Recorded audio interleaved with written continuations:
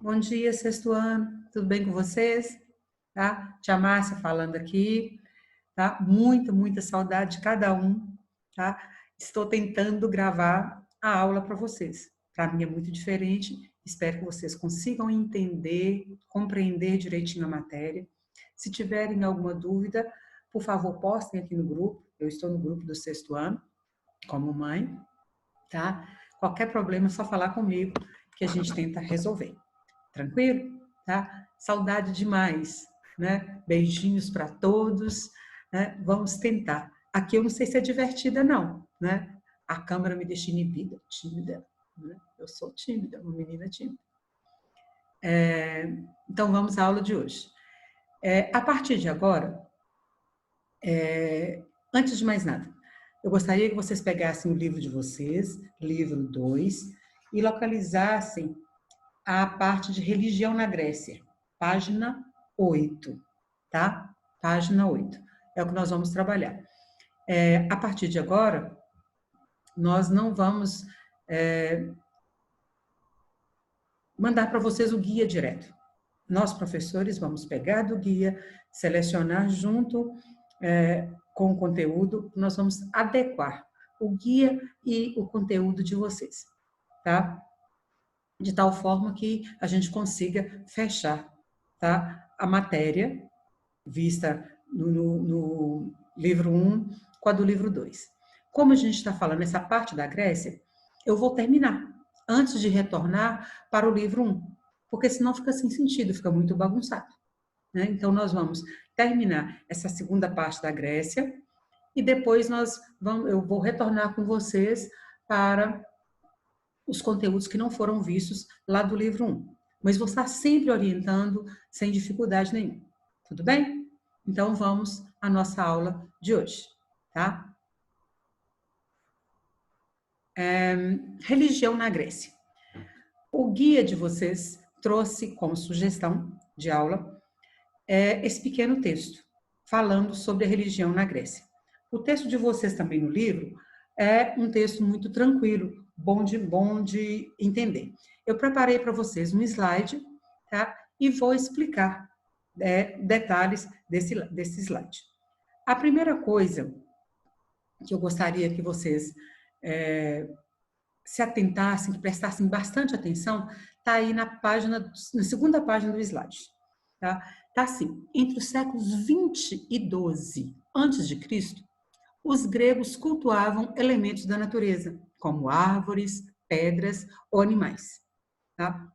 Tranquilo, a informação. O que eu quero que vocês prestem bem atenção? Nós estamos vendo um período da história da humanidade bastante distante da gente. Um período, né, que até agora vocês viram tudo antes de Cristo. Né? E nós lembramos o quê? Aprendemos na sala que as datas antes de Cristo, elas são contadas de que forma? Lembram? Elas são contadas em ordem decrescente. Isso significa contar do maior para o menor. Então, aqui está colocando entre os séculos 20 e 12 antes de Cristo. Ou seja, depois do século 20 antes de Cristo, vem o século 19 antes de Cristo, depois o século 18 e assim sucessivamente, até chegar aqui no século 12 antes de Cristo. Tá? Então, até o século 12 antes de Cristo, os gregos adoravam elementos da natureza. Tá? Por quê? Porque eles achavam que, adorando os elementos da natureza, eles conseguiriam controlar as forças da natureza. Eles conseguiriam espantar o medo e a insegurança. Tá? E dessa forma, eles viveriam melhores. Tá? Vocês encontram isso na página 8 aí do livro 2. Está muito claro. A religião grega era uma religião politeísta. Ela é politeísta por quê? Porque os gregos acreditavam em vários deuses, tá? E esses deuses tinham aparência humana, tá? Na maioria das vezes tinham aparência humana. Então, por isso a gente diz que a religião grega era também antropomórfica. Antropo, tá? Significa homem, tá? Homem aí, gente, não no sentido de sexo masculino. Homem no sentido de ser humano, tá? Então, se a religião é politeísta, poli, vários. Então, vários deuses com aparência humana. E essa religião politeísta antropomórfica, na Grécia Antiga, os deuses, além de ter aparência humana, eles pensavam e se comportavam como humanos, tá? Ou seja, eles tinham defeitos, eles tinham qualidades, eles faziam birra, tá? Eles se vingavam, eles amavam, tá? Bem coisas que nós humanos fazemos no nosso dia a dia, tá? Quando gostamos, defendemos, amamos, né? Quando não gostamos, fazemos birra, nos vingamos de alguma situação. Tranquilo isso para vocês? Então, voltando aqui. Então, o que é a religião? A religião foi um dos elementos de integração entre as polis. Tá? As polis eram as cidades-estados. Cada poli, ou cada cidade-estado, era independente entre si. Né? Existiam várias cidades-estados, inúmeras cidades-estados. Tá? E todas essas cidades-estados, elas tinham divindades. E algumas divindades, ou seja, alguns deuses que tinham numa cidade-estado, tinham mesmo na outra cidade-estado. Então, era um ponto de integração, de união entre essas polis. Os gregos não possuíam um livro sagrado com normas fixas, tipo uma Bíblia, com normas fixas. Tá? Os conhecimentos da religião eram transmitidos oralmente, de geração para geração, por meio de narrativas familiares, por meio de poesia, por meio de música. A música era uma forma muito legal que eles usavam, porque era uma forma fácil de memorizar. Tá? As músicas vão sendo cantadas, repassadas de geração em geração, músicas tradicionais, e essas músicas contavam a história da religião, contavam a história dos povos. Tá? Até aqui está tudo tranquilo para vocês? Então, religião Grécia, recapitulando, a religião na Grécia Antiga era politeísta, antropomórfica, tá? Era um elemento de integração entre as polis. Os gregos não tinham um livro sagrado, os seus conhecimentos eram transmitidos oralmente, de geração para geração. Vamos para a página 3 do slide. Deuses e seres humanos. Os deuses e os seres humanos, né, tinham muitas semelhanças e algumas diferenças. As semelhanças. Os deuses eram homens ou mulheres, eram fortes, belos, inteligentes, bonitos, né, ou feios, alguns eram considerados feios, se comportavam como seres humanos. Por quê? Porque eram dotados de sentimentos como amor, ódio, raiva, paixão, compaixão, faziam birra, faziam pirraça, se vingavam, né? Enfim, características iguais, semelhantes aos dos seres humanos. Mas haviam diferenças fundamentais. Os seres humanos envelhecem, os seres humanos adoecem, os seres humanos morrem, tá? Os deuses não. Então, as grandes diferenças estavam aí. Os deuses não envelheciam, não adoeciam e não morriam. Eles eram imortais, tá? Eles eram imortais. Os deuses costumavam casar entre si ou casar com mortais. Do casamento de um deus com outro deus, os filhos já nasciam deuses. Mas do casamento de um deus com uma mortal ou com um mortal, os filhos eram considerados heróis ou semideuses.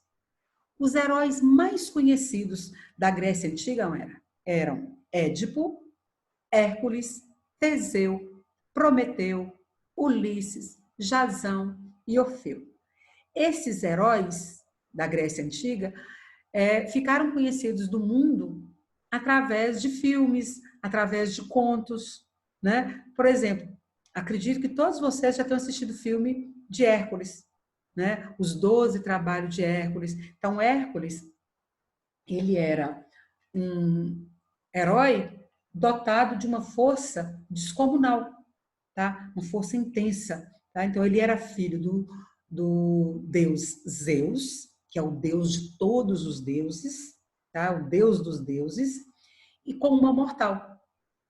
Zeus teria aproveitado que o marido de uma mortal estava viajando, ele se passou pelo marido dela, tá? Mudando a sua aparência, então ela enxergou nele a aparência do marido, então ele ficou com ela e a engravidou, né? E dessa relação nasceu Hércules, que é um herói da Grécia Antiga, tá? Teseu é um outro herói, que é aquele que teria enfrentado o Minotauro, lá de Creta, que é aquele que tinha a cabeça de touro e o corpo de homem, extremamente forte, e assim vários outros. Vocês não precisam ficar se preocupando em saber o que cada herói fazia, não, tá? É lembrar que filho de Deus com mortal são heróis ou semideuses. Filhos de deuses com deuses já nascem deuses. Na terceira, na próxima página aí do slide, vem mostrando alguns exemplos de deuses na Grécia. Lá na página 11 do livro de vocês, nós temos os principais deuses. Lá o autor selecionou 9 deuses. Aqui eu coloquei para vocês 12 deuses, tá?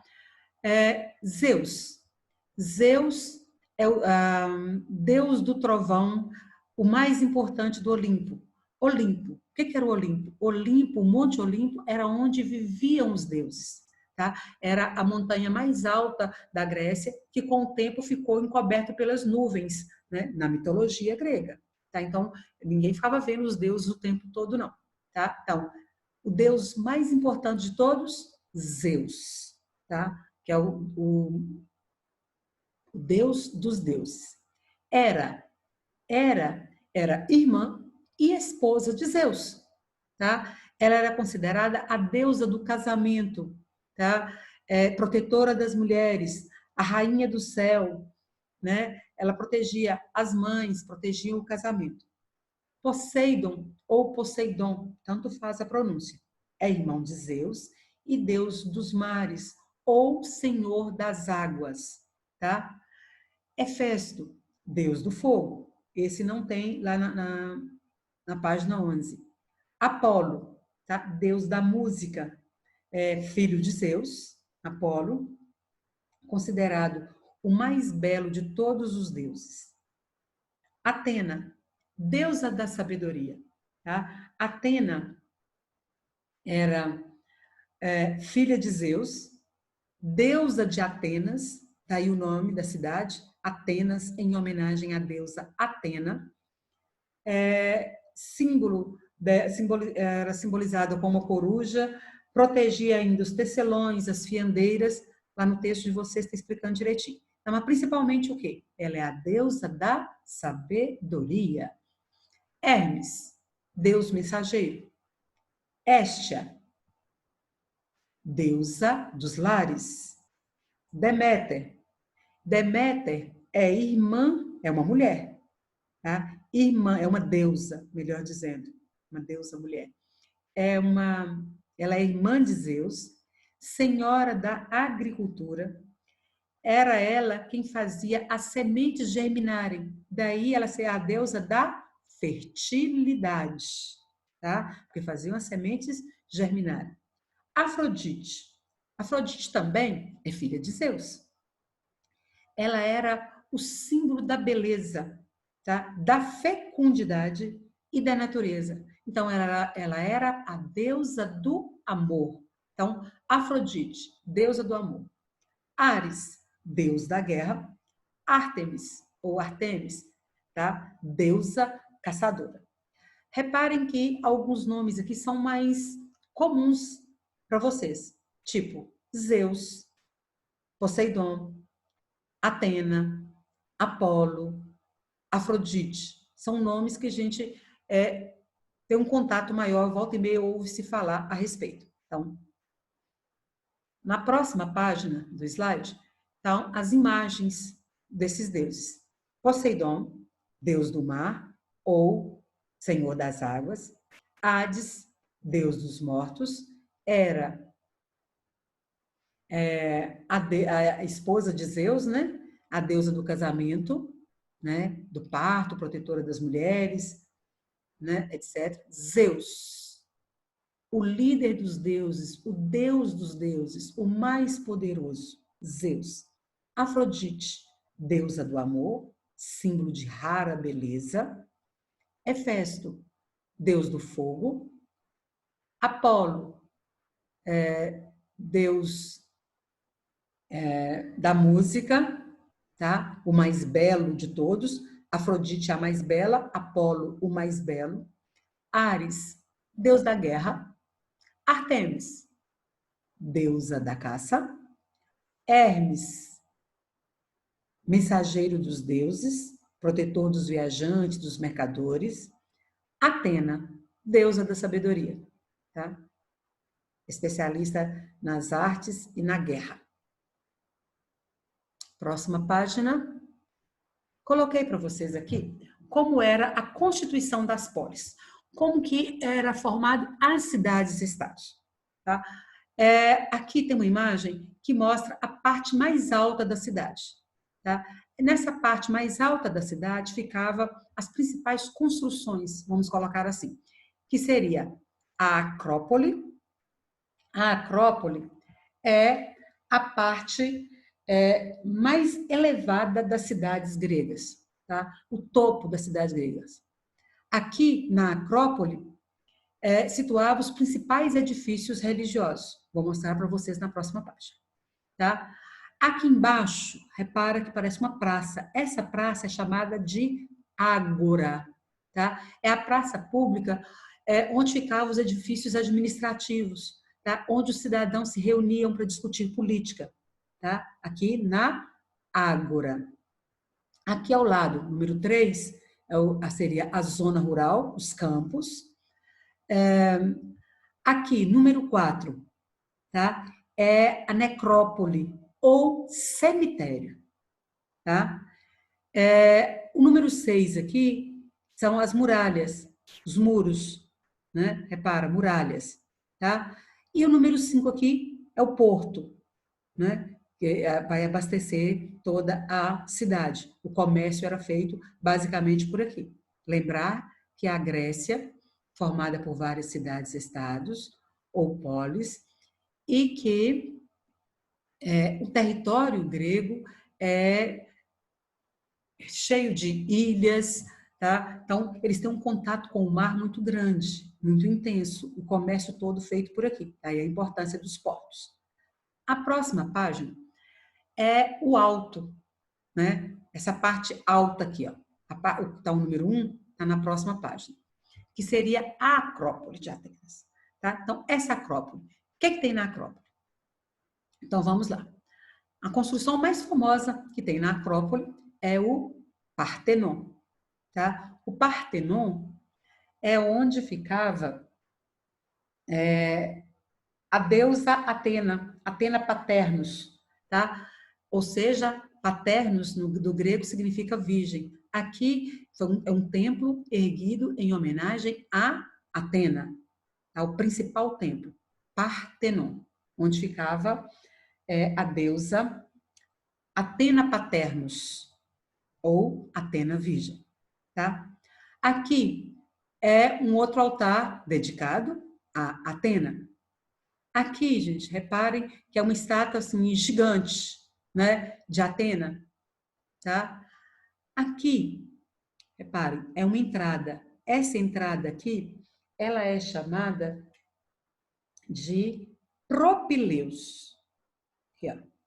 Tá? Ficava aqui. Isso aqui é um templo entrada. Isso aqui é o propileu. Então, o que é o propileu? É uma porta monumental que serve como entrada para a Acrópole, ou seja, para a parte mais alta da cidade. Aqui embaixo, dessas escadarias aqui embaixo, é que vai ficar a Ágora, a praça.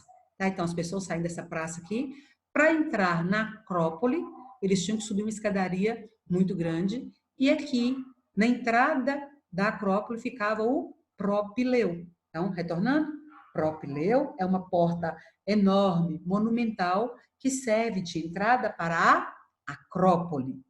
Tá? Aqui tem um outro templo da deusa Artemísia. Aqui o Erecteion, tá? Esse Erecteion é um templo grego consagrado também a Atena e Poseidon, tá? Aqui está colocando Pórtico das Cariátides. Cariátides é um tipo de construção aqui, gente, onde as colunas têm forma de estátua feminina, tá? Então, como se fossem mulheres segurando o teto aqui, né? Aqui, altar a Zeus. Então, repare, gente, isso aqui é uma coisa enorme, tá? Aqui, ó, ao detalhe. Pórtico das Cariátides. Repara que as colunas, tá? É parte desse edifício todo aqui. Aqui no canto ficava esse aqui, ó. Repare que são colunas com formato de mulheres. Ficou claro? Então, a Acrópole, ela era toda murada, tá? Ao muro, aos muros. Ela era toda murada, tá? E vai conduzir uma porta monumental, que é o Propileu, tá? A maior parte dos templos estava dedicadas a Palas Atena ou Atena,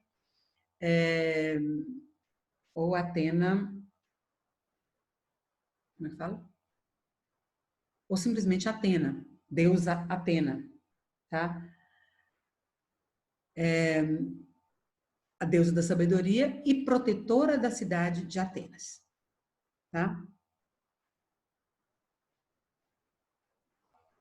Próxima página. Rituais religiosos. Como que eram feitos esses rituais religiosos? Eles eram realizados tanto no espaço doméstico quanto no espaço público. No espaço doméstico, ou seja, em casa, tá? Esses rituais eram simples, eram feitos com mais liberdade. Todas as casas tinham um altar, e nesse altar tinha um fogo aceso que representava a união da família.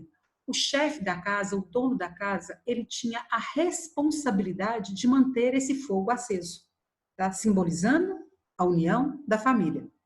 Nesse ritual doméstico, não era permitido nenhum estrangeiro ou nenhum visitante. Era um espaço da família, tá? O espaço público. O espaço público já é algo amplo, tá? Os deuses vão ser cultuados em enormes altares, em gigantescos altares, alguns deuses, como é o caso de Atena, em templos construídos, tá? Específicos para isso, tá? E as pessoas, os gregos, iam a esses templos e pediam benefícios e proteção para a cidade e seus habitantes. Todo mundo na cidade participava desses rituais, tá? E por isso a gente diz que esses rituais representavam o espírito cívico e patriótico da população. Por quê? Porque as pessoas que vão aqui, os gregos que vão aqui para o espaço público para orarem, para cultuar o seu Deus, ele não está pedindo só para ele, não. Ele está pedindo proteção, tá, para a cidade e para todos os habitantes.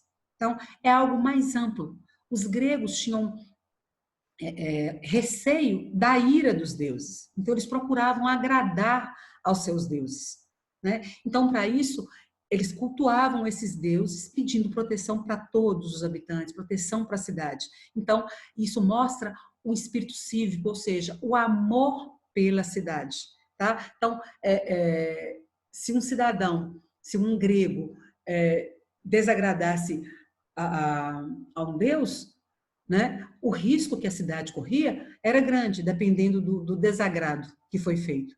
Então, por isso, a preocupação de todos em agradar os deuses, tá? Dessa forma, buscando proteção para a cidade. Consegue ver a diferença? No espaço doméstico, as famílias pedem proteção para si, tá? Para cada membro da família, né? Um altar com fogo aceso sempre, representando a união da família. No espaço público, eles não deixam de pedir proteção para eles, mas eles pedem proteção principalmente para a cidade e para os seus habitantes. Proteção e benefícios. Ficou claro? Religião e política. O que tem a ver a religião com a política? Tá? Para os gregos, religião e política estavam relacionados entre si. Tá? Havia uma relação estreita entre eles. Tá? Por quê? Porque o respeito aos deuses era um dever cívico. Tá? Nos cultos públicos, os gregos pediam proteção para a cidade. Foi o que eu acabei de explicar. Tá? Então, era muito importante cultuar os deuses, agradar os deuses, porque ao fazer isso, você está, em contrapartida, protegendo a sua cidade. Então, você está fazendo política. Tá? Não está simplesmente adorando um Deus, mas está fazendo política, tá? Protegendo a sua cidade. Então, o respeito aos deuses era um dever cívico. Tá? As influências. Da Grécia, herdamos, por exemplo, os Jogos Olímpicos e a democracia. Os Jogos Olímpicos aconteciam na cidade de Olímpia, de 4 em 4 anos. Tá? E eram jogos feitos em homenagem a Zeus, o deus dos deuses. Democracia era praticada em Atenas, né? Esparta era mais militar e Atenas, a democracia. Demos quer dizer povo, cracia, poder, democracia, poder do povo. Então, nós vivemos hoje numa democracia. Não é uma democracia direta, é uma democracia indireta. Por quê? Porque nós escolhemos pessoas, nós votamos e escolhemos pessoas que vão nos representar no poder. Né? Então, nós temos a democracia, que é muito importante. Tá? Quero que vocês realizem as atividades das páginas 10 e 11. Vou corrigi-las na próxima aula. Tá? Aí, nas páginas 10 e 11, não, 10 e 12, desculpa. Na página 10, são 2 pequenos documentos, um escrito por Cristo, né, lá na Ilíada.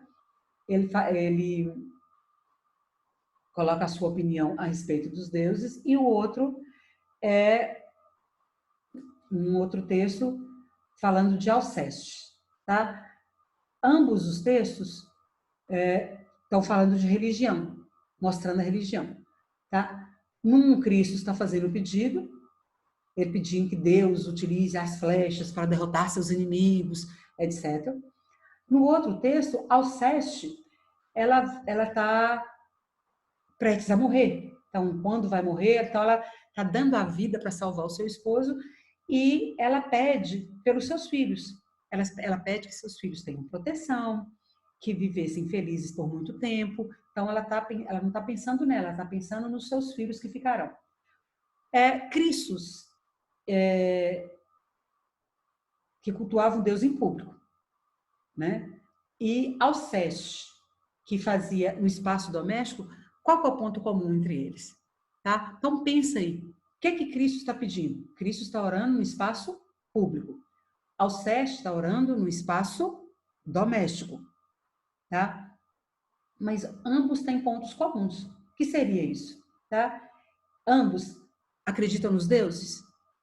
Ambos estão pedindo proteção? Tá? Então, pensa nisso. Tá? E, por fim, pode-se afirmar que a crença nos deuses influenciava a vida dos gregos? Tá? O que é que vocês acham? Os gregos tinham sua vida influenciada pelos deuses? Tá? Os deuses estão presentes tanto nos cultos domésticos, dentro de casa, quanto na relação com o espaço público. Então, a vida dos gregos tinha relação com os deuses?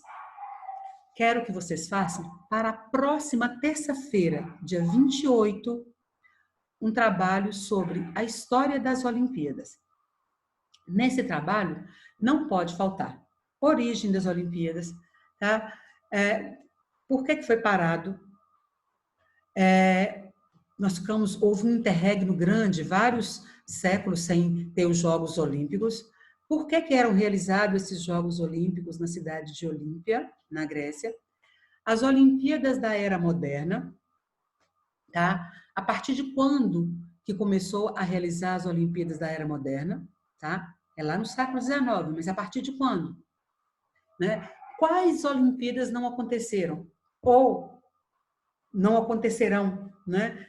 Eu coloquei no plural, né? Mas nós temos uma aí que não vai acontecer. E por quê? Pelo menos não vai acontecer na data marcada.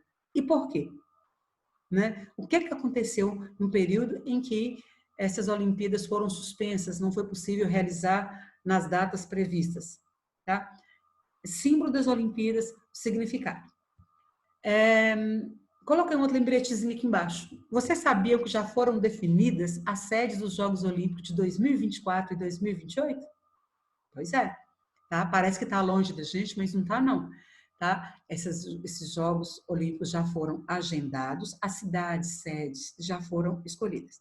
Então, pesquisa lá e me conta quais são essas cidades sedes, em que país elas estão. Tá? Por que é importante definir com tanta antecedência a sede dos Jogos Olímpicos?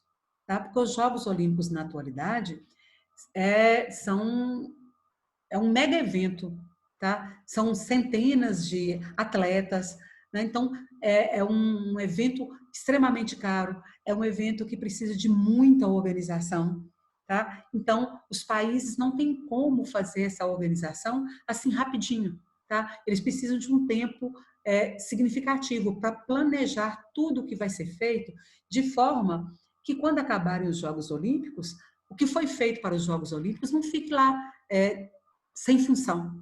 Tá? Então, tudo tem que ser minuciosamente planejado. Daí a necessidade de escolher com tanta antecedência onde serão os próximos Jogos Olímpicos. Vamos agora corrigir as atividades que ficaram aí da última aula. Eu pedi que vocês realizassem as atividades das páginas 7 e 8. Tá? Então, vamos à correção? Localizem onde vocês colocaram as respostas. Tá? Aguardando. Vamos lá. Página 7. Página 7, duas questões. A primeira, por que podemos afirmar que a participação política dos cidadãos na Grécia Antiga somente foi possível em razão do trabalho dos escravizados? Quem prestou atenção no slide que eu mandei na aula passada, se não me engano, está acho que na primeira página do slide. Os cidadãos encontravam condições de participar da vida política em virtude da grande quantidade de escravos. Por quê? Porque enquanto os escravizados faziam o trabalho, os cidadãos tinham tempo disponível para frequentar as assembleias, para participar da vida pública, para discutir, para debater os assuntos públicos, os assuntos políticos. Ficou claro para vocês? Então, estou deixando a sugestão de uma resposta aqui. Tá? A questão 2. Quem eram os escravizados na sociedade grega? E quais funções eles desempenhavam? Também lá no slide tem. Tá? Quem eram os escravizados? Os escravizados eram prisioneiros de guerra, tá? Especialmente em Esparta, que eles eram chamados gilotas. Os espartanos tinham poucos estrangeiros, né? Mas os prisioneiros de guerra eram escravizados. Também eram escravizados filhos de escravos, pessoas condenadas em julgamento por dívidas, ou então escravidão por dívidas, homens pobres sem propriedades rurais que não conseguiam manter a família, então acabavam sendo escravizados, e muitos pais vendiam filhos, tá, para serem escravizados porque não tinham condições de sustentá-los. Então, revisando, quem que eram os escravizados? Prisioneiros de guerra, filhos de escravos, pessoas condenadas por dívida, homens muito pobres, sem propriedades, e filhos que foram vendidos por seus pais porque não conseguiam sustentá-los. E o que esses escravizados faziam? Quais as funções que eles desempenhavam? Né? É a segunda parte da resposta. Tá? Eles trabalhavam na agricultura, na exploração das minas, nas oficinas de artesanato, na construção de embarcações, em obras públicas, no comércio e nos afazeres domésticos nas residências. Tá? Então, basicamente, essas funções. Né? Os serviços mais pesados, tá? Se vocês perceberam, né? Direitinho aqui, tá? Ficava por conta dos escravos. Estou enviando para vocês também 2 links. O primeiro link é bem pequenininho, está mostrando o MET, né? Que é o Museu Metropolitan de Nova York. Tá? É um momento em que eles estão montando uma estátua da deusa Atena para exposição no Museu do Metropolitan em Nova York. Assista, pequenininho, tá? É bom que vocês já dão uma viajadinha, né, pelo Metropolitan, que é um museu fantástico em Nova York. O segundo link é um documentário pequenininho, mas assim, bem interessante, tem menos de 15 minutos, tá? Mais ou menos 14. É uma viagem pelas belezas de Atenas. Tá? Nesse momento, meninos, crianças, meus amores do 6º ano aí, convida o pai, convida a mãe, convida os seus irmãos para assistirem com vocês esse pequeno documentário. É muito interessante. Está mostrando Atenas, a cidade hoje, está mostrando a Acrópole, a região lá da Acrópole, do Partenon, estava sendo reformado, né? É muito interessante lá, tá? E bonito também, né? Aproveita para fazer essa viagem. Nós estamos na quarentena, todo mundo preso dentro de casa, para fazer essa viagem até Atenas, tá? Ao vivo, o ingresso para poder visitar a Acrópole custa em torno de 20 euros, né? Aqui nós vamos dar uma viajadinha, né, online, tá? Beijo para vocês, espero que vocês tenham entendido. Se tiverem alguma dúvida, mandem aqui no grupo. Se não tiverem entendido, tá? Por favor, falam, não entendi isso, eu torno a explicar, volto, tá? Com o maior carinho, com o maior cuidado, tá? Muita saudade de todos, tá? Dos meninos aí, né? Marco Antônio está aqui agarrado comigo, mas morrendo de saudade de Fred, Diego, Vitor, do Guilherme, né, Gui? Tá? E as minhas meninas aí, Luísa, Luana, Sabrina, Ana Clara, Helena, Isabela, Marissa, Lavínia e Clarice. Um beijo no coração, tá? Até a próxima aula. Tchau.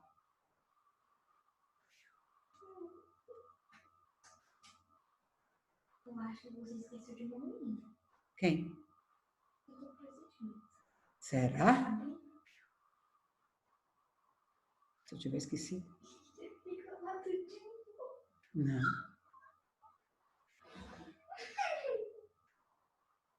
Ei, Sabrina. Marco Antônio disse que eu esqueci de falar você. Eu achei que não. Mas se eu tiver esquecido, estou aqui de novo. Beijo para Sabrina também. Tchau, tchau. Acabei de botar ele aqui. Ai, meu pai. Não era isso, assim.